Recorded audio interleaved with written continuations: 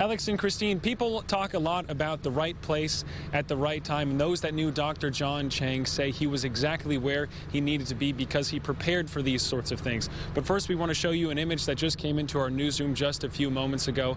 This is an image from the inside of that sanctuary, or the inside of the banquet hall within that sanctuary. These are apparently parishioners holding down the gunman moments after he had opened fire inside the banquet hall where some 50 people were.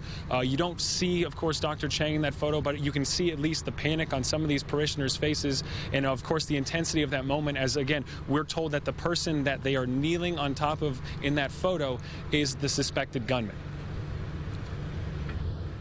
It's just the type of guy he was. The hero doctor and only person killed in the Laguna church shooting wasn't even supposed to be there Sunday. I have no doubt that everybody that was in there would not be with us today had it not been for Dr. John Chang being there yesterday.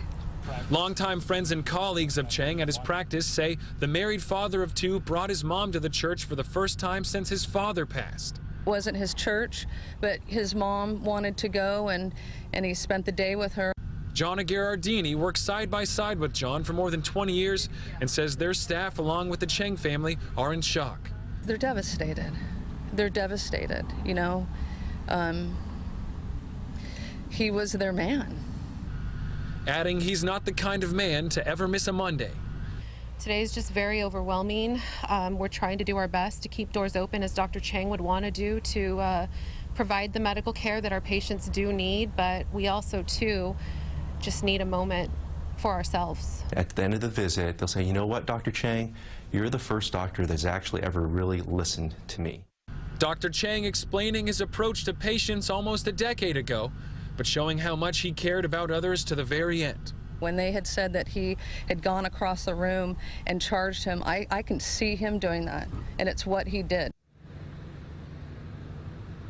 Quick note on Dr. Chang's preparation. His employees tell me that they have often had mass shooting drills at the office. And of course, in terms of Dr. Chang's approach to self-defense, he even owned several martial arts studios in town over the years. Now back here outside of his office, again, the practice here has been closed for several hours. They closed early, as you can understand, for these sorts of events.